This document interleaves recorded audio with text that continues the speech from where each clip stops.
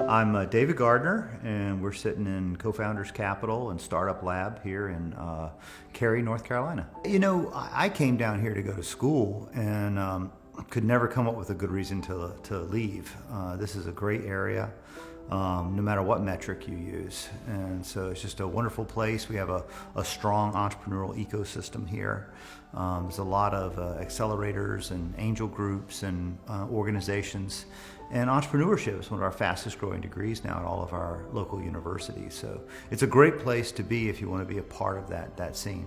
Like most things in my life, I never planned to be an entrepreneur. It just kind of happened. And I never planned to be a venture capitalist. It just, I started helping the kids and working with them. And one of the things I realized is that being a free mentor and advisor is a great way to do due diligence. You don't get the investor pitch.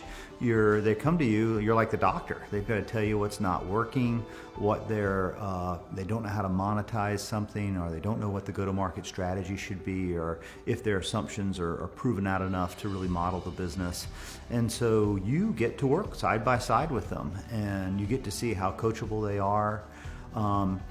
Do they have the level of activity necessary to really start a business? Do they get their homework done? You know, you really see their ability in a candid way to execute.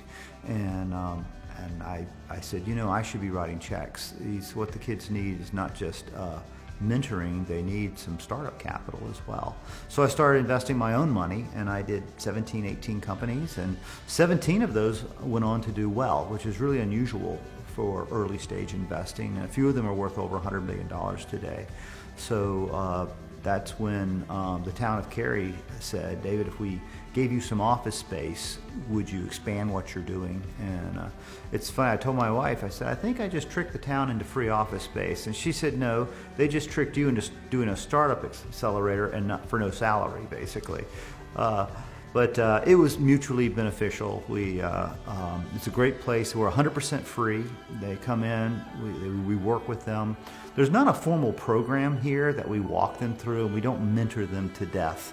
We have a very individualized track for every one of them. So we sit down and we go, here's your business, we're going to model it out, here's the assumptions, here's a plan on how we can test those assumptions. And we have a pretty broad network and Rolodex here in the area, so we'll set up meetings with them, with different companies, to see if we can get beta customers to come on board.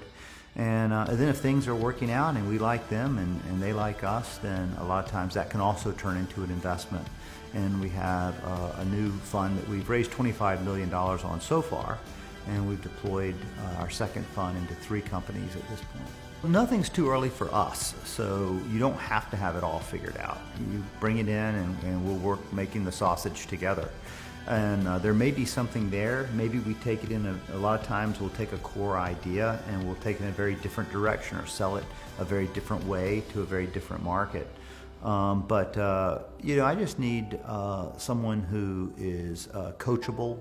Don't entrench on an idea, because your first, very rarely is your first idea work anyway, you know. But you go in and you successfully discover all the ways that it won't work. And going through that process, you start figuring out how it could work. And so I try to not say no to entrepreneurs. I try to say yes if.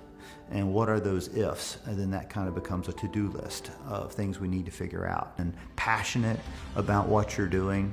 And usually there's some emotional connection between the entrepreneur and the idea. Somehow they were touched by this, or it was a problem that affected their life in some way and they want to solve it. And so we invest a lot in software that makes the world better, faster, cheaper, some kind of demonstrable ROI. When I speak at the universities and stuff, I always get asked the question, well, where do you get your ideas? You started 7 companies and you're in 40-some companies today. And I go, look, just find a problem and fix it. Find something stupid and make it better. And if you can't find anything stupid, go work for somebody, because you will definitely see stuff there that needs to be fixed or could be done more efficiently. And so it's just finding things and making it better.